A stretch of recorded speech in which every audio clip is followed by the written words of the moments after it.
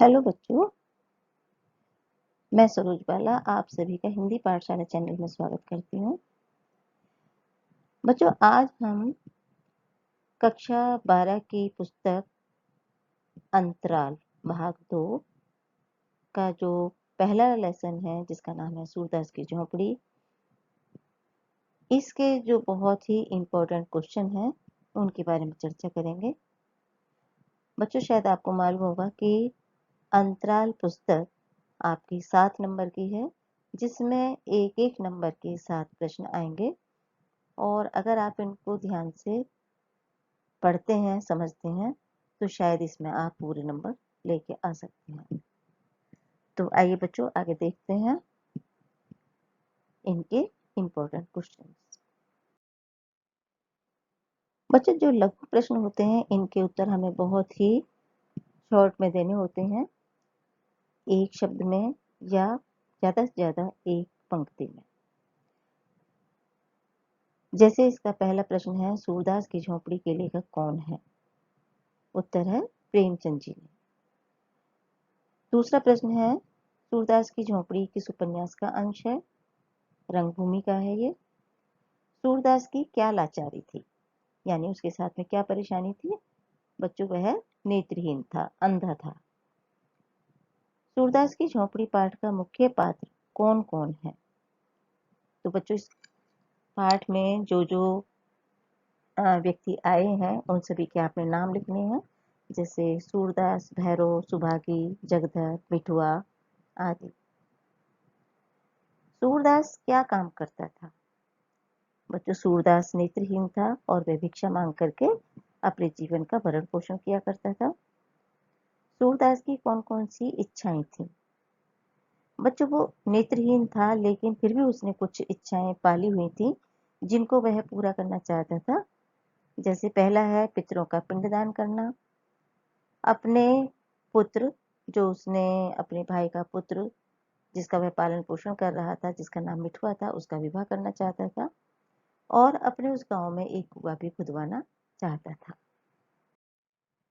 अगला प्रश्न है, सूरदास ने धन क्यों एकत्र किया था? बच्चों, उसके धन एकत्र करने का एक ही उद्देश्य था कि वह अपनी इच्छाओं की पूर्ति करना चाहता था। जो उसने इच्छाएं रखी हुई थी वह उनको पूरा करना चाहता था। सूरदास की झोपड़ी में आग किसने लगाई थी? उसी गांव में एक भैरव नाम का व्यक्ति था, उस व्यक्ति ने उस झोपड़ी में आग लगाई थी। सुभागी कौन थी? बच्चों, सुभागी भैरव की पत्नी थी। भैरव ने सूरदास की झोपड़ी में आग क्यों लगाई थी? बच्चों, ये प्रश्न बहुत ही इंपॉर्टेंट है।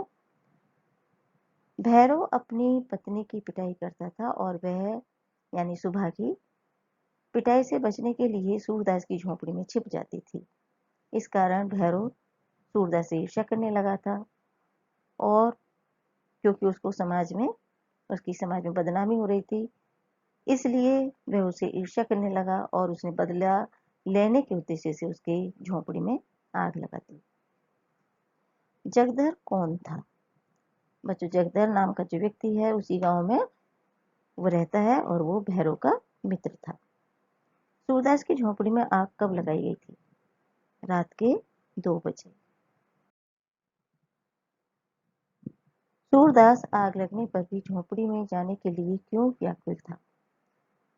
बच्चों, आपको बताना होगा कि सूरदास की झोपड़ी में जब आग लग गई थी तो वह लेकिन फिर भी व्याकुल हो रहा था झोपड़ी में जाने के लिए। आखिर क्या कारण था? सूरदास झोपड़ी में रखी पोटली को निकालना चाहता था, जिसमें चांदी के 500 से अधिक रुपए जमा करके रखे थे और जिनसे वह अपने सपने पूरे करना चाहता था। बच्चों, उसने अपनी पूरी जिंदगी में थोड़े थोड़े करके 500 से अधिक रुपए इकट्ठे किए थे, जिससे वह अपने सपने यानी जो उसकी इच्छाएं थी उनको पूरा करना चाहता था। सूरदास को झोपड़ी में पोटली क्यों नहीं मिली? बच्चों, जब आग लग गई थी झोपड़ी में तो आग बुझने के बाद वह उसको टटोलता है राख को, लेकिन वहां उसकी पोटली नहीं मिलती।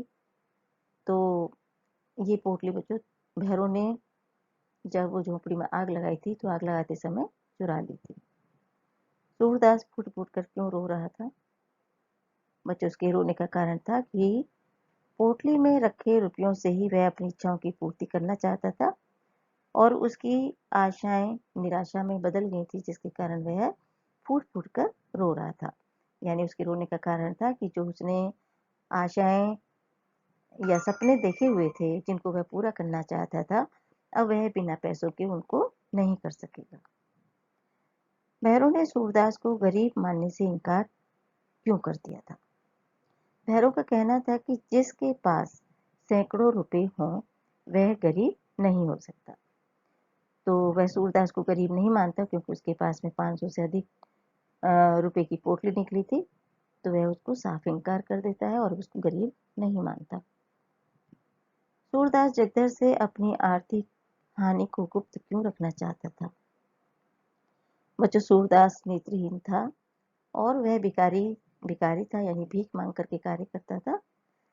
तो उसके लिए दरिद्रता होना यानी गरीबी होना इतना लज्जा की बात नहीं थी। उससे भी ज्यादा लज्जा की बात उसे ये लगती थी कि उसके पास जो धन एकत्र किया हुआ मिला है, ये उसके लिए एक लज्जा की यानी शर्म की बात थी। बच्चों, एक कारण यह भी था कि वह लोगों को बताना नहीं चाहता था कि अगर लोगों को ये पता चल गया तो लोग दीन और दुखियों की मदद करना बंद कर देंगे और उन पर विश्वास नहीं करेंगे। जगदर के मन में भैरव के प्रति ईर्ष्या का भाव क्यों जागा? जब जगदर को पता चला कि भैरव ने सूरदास के रुपए चुरा लिए हैं और बिना परिश्रम के ही उसके पास इतना धन एकत्र हो गया है, वह पूरे दिन मेहनत करता है फिर भी उसके पास कुछ पैसे नहीं है, इससे उसके मन में ईर्ष्या का भाव उत्पन्न हो गया और वह उसे ईर्ष्या करने लगा था।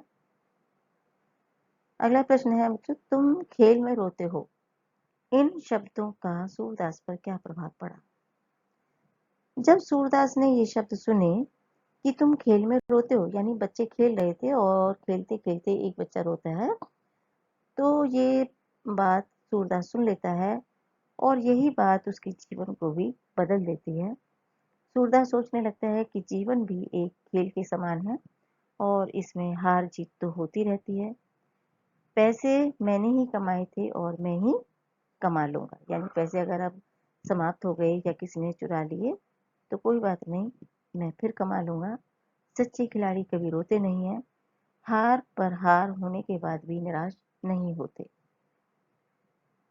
काम जो काम इस साल होना था वह कुछ समय बाद हो जाएगा और इस तरीके से जो उसकी ये सोच थी उसकी निराशा, चिंता, गिलानी इन सबको दूर कर देती है और वह प्रसन्न होकर पुनर्निर्माण के लिए खड़ा हो जाता है।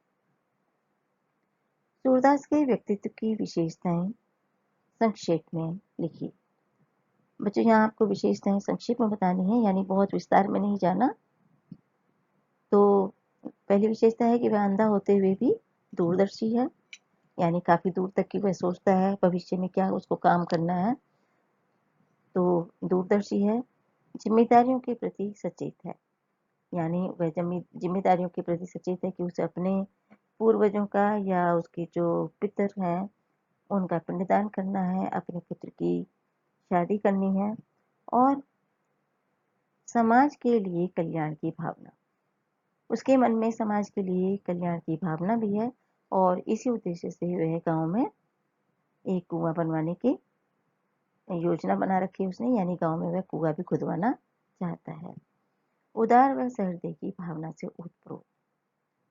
बच्चों, वह उदार हृदय है और वो बदनामी और बुराइयों को सहन करके भी वह सुभागी की मदद करता है और उसके पति से होने वाली पिटाई से उसको बचाने की कोशिश करता है। तो बच्चों, शायद ये आपको प्रश्न समझ में आ गए होंगे। तो बच्चों, आपको अंतराल पुस्तक से जो भी लेसन है उनसे इसी प्रकार से छोटे छोटे प्रश्न आपको बना के तैयार करने हैं, क्योंकि इसी से हमारा पाठ भी पूरा कवर हो जाएगा और ये प्रश्न 1 नंबर का एक प्रश्न आता है। तो अगर आप इसको सही से लिख पाते हैं तो आप पूरे नंबर प्राप्त करने में सफल हो सकते हैं। बच्चों, अगर आपको प्रश्न समझने में किसी भी प्रकार की कोई परेशानी आई हो या आप कुछ पूछना चाहते हैं तो मेरी ईमेल है sarojhindipathshala@gmail.com। आप इसके द्वारा भी प्रश्न पूछ सकते हैं। बच्चों, आप मेरे चैनल को सब्सक्राइब कीजिए, अधिक से अधिक शेयर कीजिए और अगर किसी भी प्रकार की आपको कोई चीज़ पूछनी है तो आप कमेंट्स बॉक्स में जाकर के ज़रूर पूछिए। Thank you.